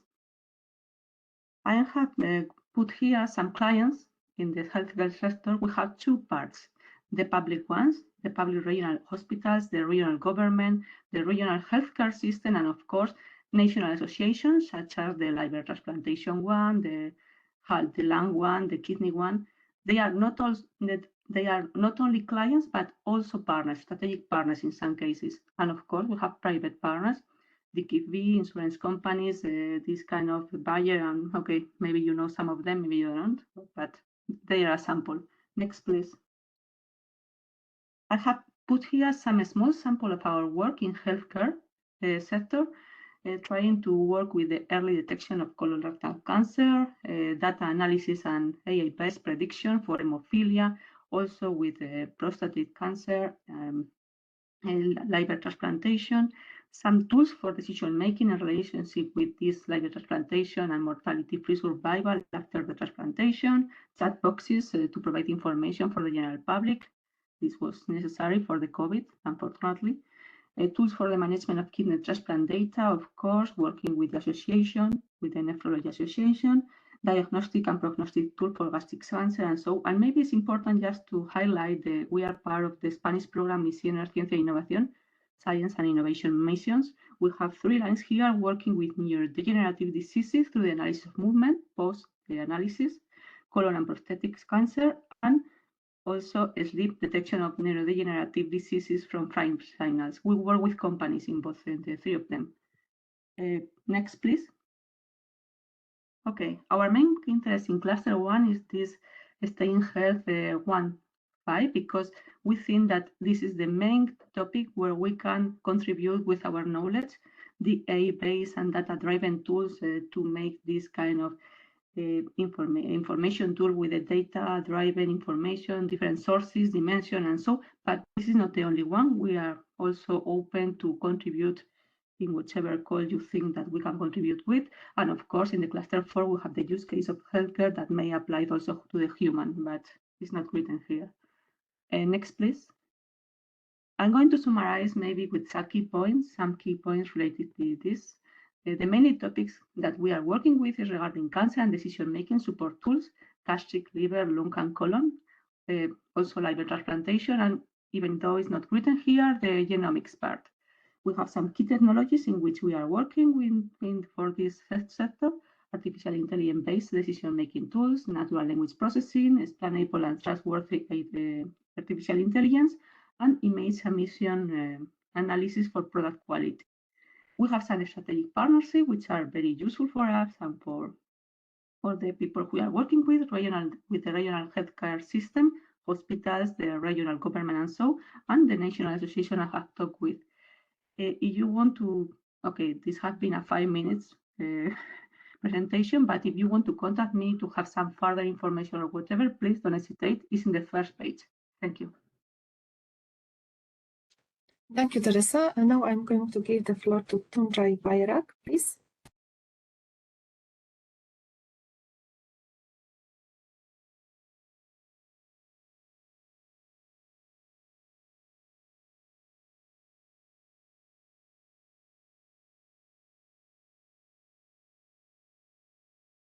We cannot hear you. Can you hear me? Yes, now yes. Okay, thank you. Hello, everyone. My name is Tunjai Bayrak. I am a biomedical engineer. I work for Turkish Medicines and Medical Device Agency. First of all, thank you very much for this opportunity. Next slide, please. We are interested in this call, which is about PM-safe monitoring system for medical devices, because our capabilities and current responsibilities match to the requirements of this topic. Our agency is the competent authority for medicines, medical devices, and cosmetics. We have a strong team consisting of many experts from different programs such as biomedical engineering, pharmacy, medicine, computer science, molecular biology, and law. Next slide, please. Our agency has a main building and other premises. We have 2 additional offices and 2 accredited laboratories. The number of personnel is about 1,000 at our agency. Next, please. We have important digital systems. 2 of them may be used in this project, UTS and Enabus. Please visit the links for further information. UTS is a tracking system based on unique device identification for medical devices. We are able to track all medical devices from manufacturing or importing to end users. This system has 25 sub-modules and integrated with the Enabus system. Manufacturers, importers, and healthcare providers are registered in this system. It was developed in 2017. Next slide, please. We, as an agency, we implement the same regulations like the other member states in European Union.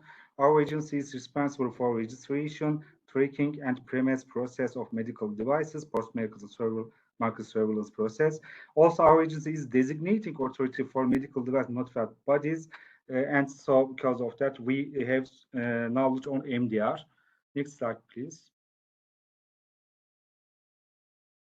The second system, Enabus, is available for all citizens in this country. Enabus is a mobile application and web-based system for citizens.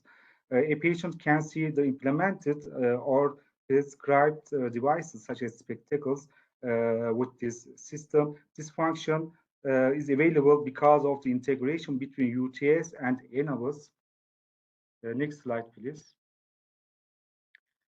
In our opinion, 3 achievements should be completed to introduce a PMS monitoring system. First, we need a system to track medical devices based on unique device identification. Second step should answer this question: how can we determine which device was used for which patient?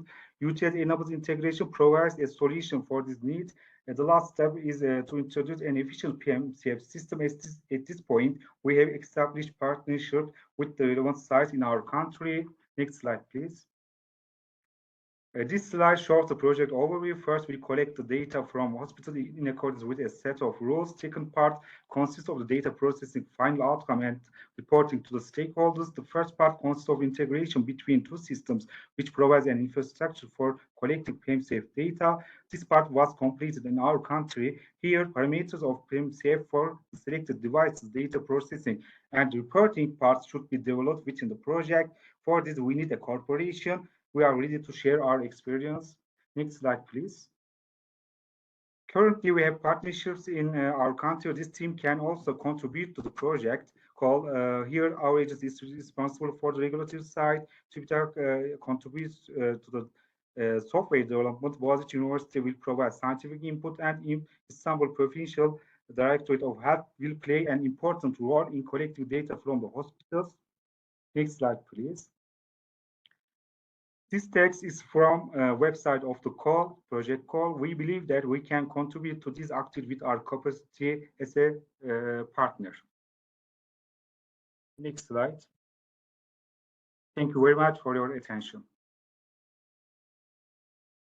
Thank you very much, Tunçay. Now we will come back to Biljana Vujkovic.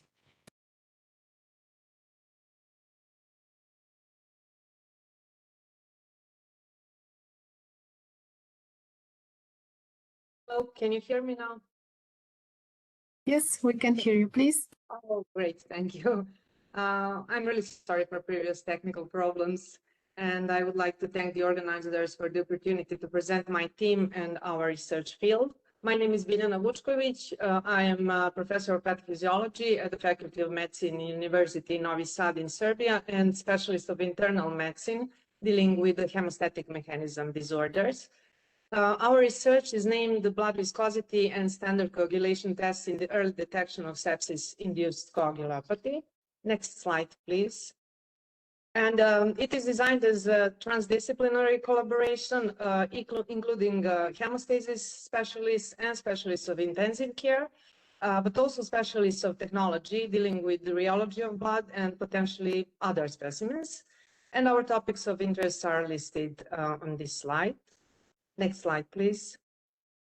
Our need assessment is based on data regarding severity of sepsis as a life-threatening organ dysfunction with complex procoagulant and anticoagulant changes, and also on data regarding need for fast and reliable detection of this disease or condition. Also, up-to-date diagnostic approach has numerous disadvantages, such as it's time-consuming, it's methodologically demanding, it's challenging for interpretation, and it's usually not readily available in the moment when we need it most. Next slide, please. So we established our goals to be smart and specific, measurable, achievable, relevant, and time-based. Specific in a way to investigate whether determination of rheological properties of blood is of additional value in comparison with standard existing coagulation tests in early detection of hyper and hypocoagulability in septic patients. Measurable because we are capable to determine the rheological characteristics of the blood based on its viscosity, as we can perform it by using rheometer in our institution. Achievable because number of hospitalized patients with sepsis diagnosis per year allows us obtaining a statistically valid sample for analysis. Realistic and reliable because the shortening of time and simplifying of diagnostic approach in the detection of hemostatic disorders in this group of patients is of great importance for healthcare improvement. And time-based because all steps of the planned research can be performed during the duration of the project. I would also like to emphasize that changes in hemostatic mechanism based on well-known work of Stride in this population of patients have been investigated. In that part regarding coagulation disorders and endothelial dysfunction, but the third component, blood flow or viscosity of blood, has been under-researched or underestimated, and we plan to focus to that potential, of this link in pathophysiological mechanism. Next slide, please. Our study concept has 3 parts: selection of participants, baseline rheological curves establishment, and testing of the samples. And we hope that our results can contribute to the basic science for better understanding of risk factors and pathophysiological mechanism, to patient care, allowing more integrated approach and more effective prevention, and also to bring important clinical evidence in form of new diagnostic tools and more precise risk prediction. Next slide, please. Finally, I would like to say something about our team. It is comprised of experts of hemostasis, intensive care, pathophysiology, and rheology. And we have great experience in international projects and collaborations, study design, and leadership. We are capable to offer highly professional expertise in the interpretation of all hemostatic mechanism disorders, intensive care, and rheology of blood and viscosity of other fluids as well. And finally, some of our team members are trained educators with Harvard Medical School certificates, so we can significantly contribute to the dissemination of the gained results as well. Next slide, please. So our team is looking for partners or consortium interested in the presented field, where we can deliver the goods as participant, organization, or local coordinator. And we hope for a cooperation that will be productive, fruitful, and inspiring for all potential participants. Thank you for your attention. Thank you very much, Biljana. So now we go to Jan Dominik Kaufmann for the last speech. Right.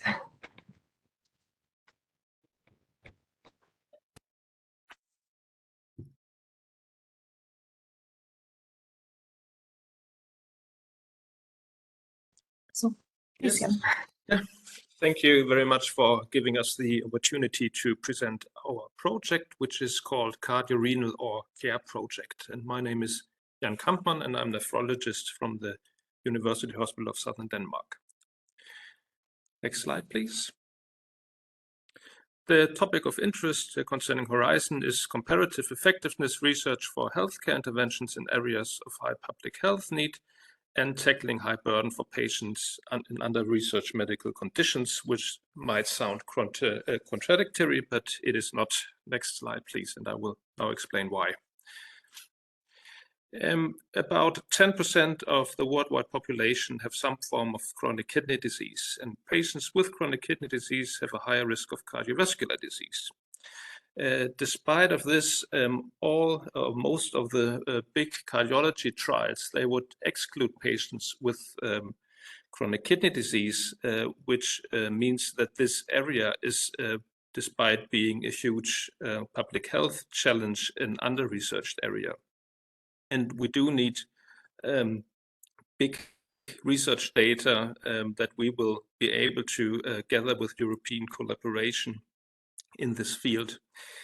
If you are, if you have a heart disease and a kidney disease, you probably will be followed by a nephrologist and cardiologist. And this can be a problem because the cardiologist may have a different opinion on how to treat you as a cardiac disease patients, and the nephrologist may not have the same opinion. So there's a huge need for better collaboration between those specialties, and especially across Europe. A third problem is that there is no consensus on clinical endpoints and definition of endpoints. To give you an example, patients with terminal renal insufficiency have the need of dialysis, or some of them do, and the most common cause of death in dialysis patients is sudden cardiac death. And this entity or this sickness is very ill defined, so you would find a lot of research on a subject which is defined in different ways across Europe. So we believe that there has to be a common definition of this disease in order to perform meaningful research. So our idea is to improve the prevention, prognosis, and survival for heart disease among patients with chronic kidney disease. Next slide, please. Our project will be divided into 3 phases. In phase 1, we will define clinical outcomes in international consensus. In phase 2, we will investigate clinical outcomes and organizational elements in current kidney heart organizational settings. And in phase 3, we will develop, test, and evaluate the kidney heart organizational setting. Next slide, please. So who are we? We have been voted to be Denmark's best minor hospital. Our research unit has published more than 20 papers in 2022. We have experience with organizational studies, with register-based research and observational research, amongst others. We have some collaborations with university hospitals in Scandinavia and the Baltic countries. But, and the next slide, please. However, we do need collaboration partners who have experience in initiating and orchestrating big international studies. And ideally, that would be some cardiologists and or nephrologists, because we think the future for treating patients with chronic kidney and cardiac disease lies in the tight collaboration between these 2 specialties. Yes, next slide. So if you could be interested in working together with us, or if you have more questions about our project, you're welcome to contact us. Yes, thank you very much. Thank you very much, Jan. So this presentation brings us to the end of the pitching session today, and the presented content was very high quality. So many thanks for our presenters. And I would like to remind you that the recording and all submitted presentation will be available on the web in the next 2 weeks. Additionally, I would like to inform you that it's still possible to book more meetings on session today, of course, if you are registered. So the bilateral meeting session starts at 1:30 to the 6:40 today. And we wish you successful meetings. And if you need any help with Horizon Europe projects, don't hesitate to contact our project, HNN 3.0, or your national contact points. So thank you very much.